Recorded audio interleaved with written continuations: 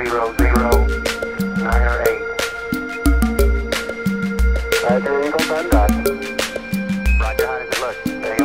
the Earth.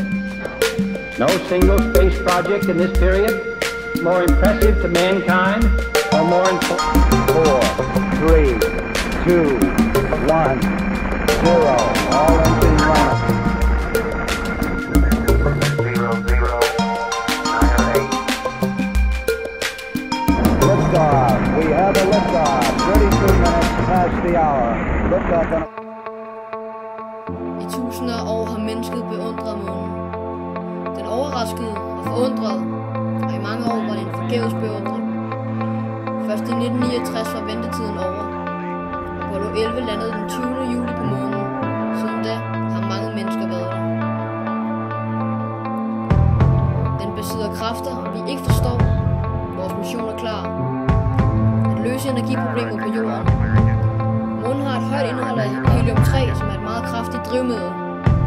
Og det her, ja, det er historien om vores månebase.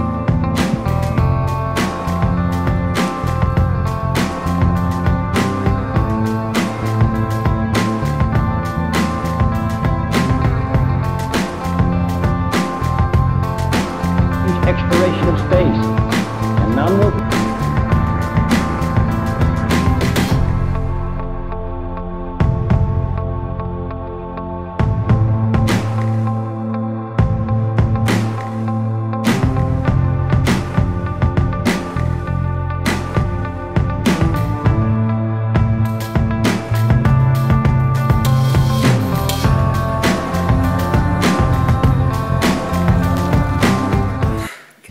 Med det her projekt har vi det bedste fra to verdener.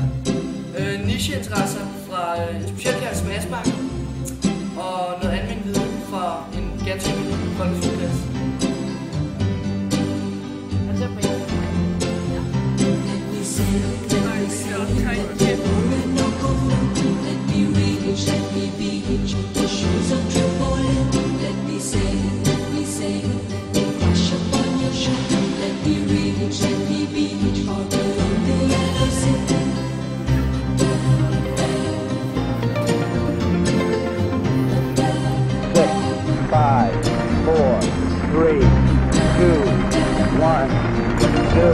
All engines.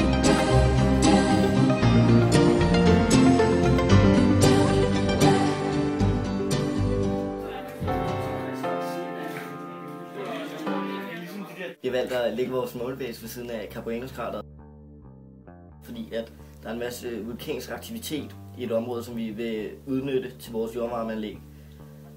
Og så er det også meget tæt på en koncentration af helium-3, og det er det materiale, vi skal op og hente, og som ligesom giver en del af ressourcerne til turen. Vores arbejdsproces har været meget simpel. Vi startede med at dele os op i nogle mindre grupper med hvert vores speciale. Herfra fandt vi ud af, hvilke materiale vi skulle bruge til vores modeller. Af materialerne har vi blandt andet brugt Lego til at konstruere en Segway. Også brugt 3D-computerprogrammer til at få en forestilling om, hvordan nogle af rummene skal se ud. Vi har blandt andet lavet et træningssand.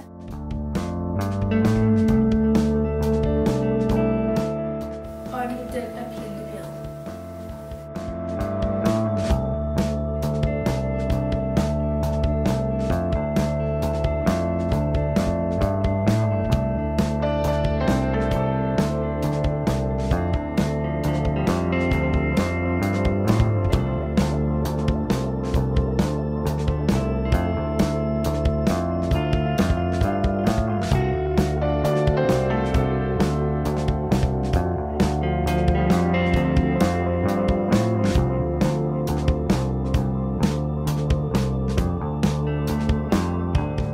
Samtidig har vi en masse høns af en race, der hedder New Hampshire, fordi den er horn i boksen og lægger rigtig mange æg, gående frit rundt og hang i jorden.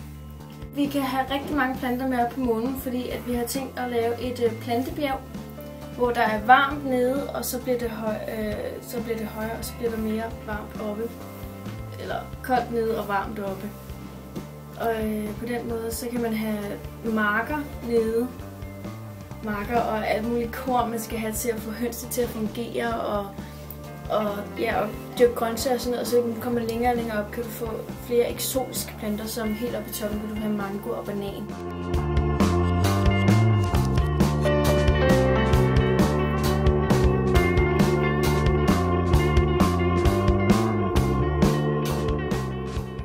Der sidder en biosensor her, som måler, om den vælter frem eller tilbage. Den måler så i hvor mange grader og hastighed. Og så ud fra det, så regner den ud, hvor meget kraft den skal dreje motoren for at holde balancen. Der kan være mange problemer ved at bygge sin base på månen. En af de problemer, det kan fx være strålingen, transformationen. Et andet problem, det kan være varme. Der er utrolig stor variation for varme og på månen på grund af den mærkelige eller specielle cyklus. Den har nemlig 14 dage med varme, hvorefter der kommer 14 dages nætter med kulde. Det kan variere helt op til 170 grader. Derfor har vi valgt at bygge vores base under jorden, hvilket giver en meget mere konstant varme. Så har vi et møderum, som ligger 80 meter under jorden. Og så ligger vores rigtige månebase en 8 meter. Så har vi også et jordvarmeanlæg, som vi bruger, og det er nemmere, når vores base er under jorden i forvejen.